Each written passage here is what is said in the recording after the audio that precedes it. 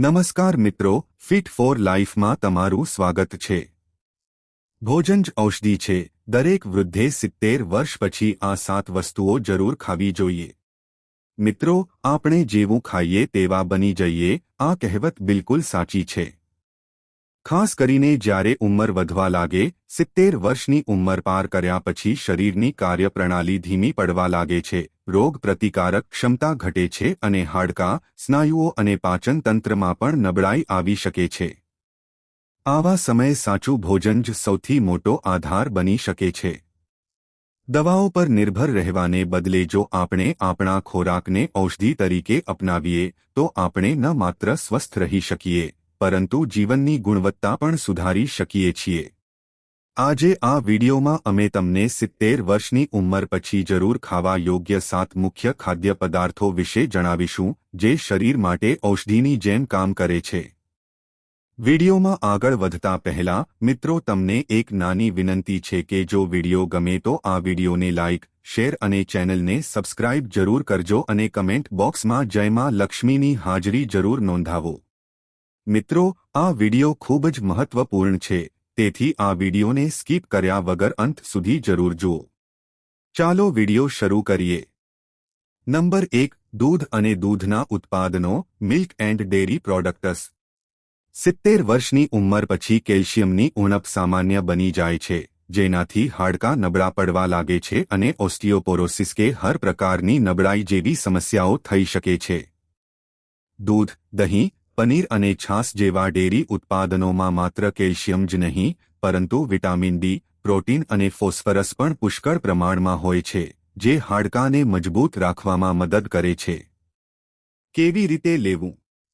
દિવસમાં 1 ગ્લાસ ગરમ દૂધ જરૂર પીવું। ઘરે બનાવેલું દહીં રોજે ભોજનમાં શામેલ કરો। પનીરને હળવી શાકભાજીમાં મિક્સ કરીને લો।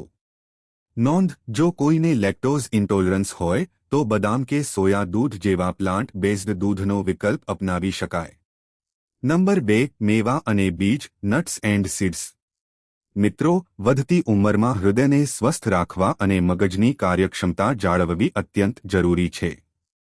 બદામ, અખરોટ, અળસીના બીજ, કોળાના બીજ અને સૂરજમુખીના બીજમાં omega 3 fatty acid, fibre, vitamin E અને ઝિંક જેવા પોષક તત્વો હોય છે, જે હૃદય, મગજ અને ત્વચા માટે ખૂબ જ ફાયદાકારક છે। કેવી રીતે લેવું? સવારે પલાળેલા 5 બદામ અને 1 અખરોટ જરૂર ખાવો। અળસી અને કોળાના બીજને સલાડ કે ખીરમાં મિક્સ કરીને લો। તલના લાડુ પણ સારામાં સારો વિકલ્પ છે। મિત્રો, જો તમે હજુ સુધી આ વિડિયોને લાઇક નથી કર્યો તો વિડિયોને લાઇક કરો, શેર કરો અને ચેનલ પર નવા હોય તો ચેનલને સબસ્ક્રાઇબ જરૂર કરો। નંબર 3, લીલી પાંદડાવાળી શાકભાજીઓ, ગ્રીન લીફી વેજીટેબલ્સ।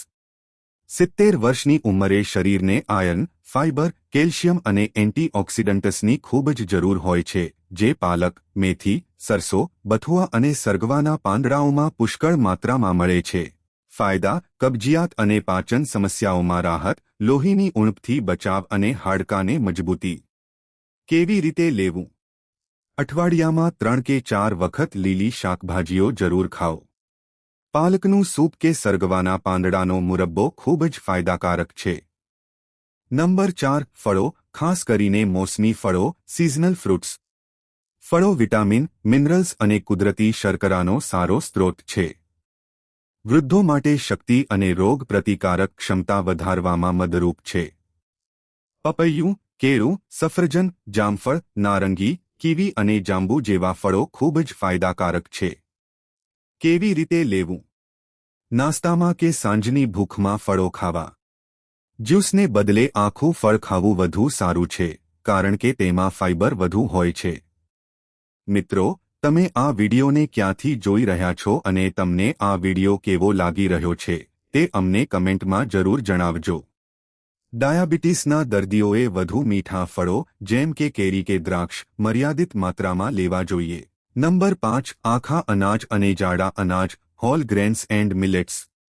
મિત્રો, 70 વર્ષની ઉંમર પછી રિફાઇન્ડ વસ્તુઓ જેમ કે મેંદો કે પોલિશ્ડ ચોખાથી દૂર રહેવું જોઈએ। તેના બદલે જવ, બાજરી, રાગી, જુવાર અને બ્રાઉન રાઈસ જેવા જાડા અનાજ પચવામાં સરળ હોય છે અને શરીરને જરૂરી ફાઇબર, આયર્ન અને મેગ્નેશિયમ આપે છે. ફાયદા: સુગર નિયંત્રણમાં મદદરૂપ, કબજિયાત અને ગેસની સમસ્યામાં રાહત, ઉર્જા પ્રદાન કરે છે. કેવી રીતે લેવું? રોટલીમાં ઘઉં સાથે જાડું અનાજ મિક્સ કરીને લોટ બાંધો.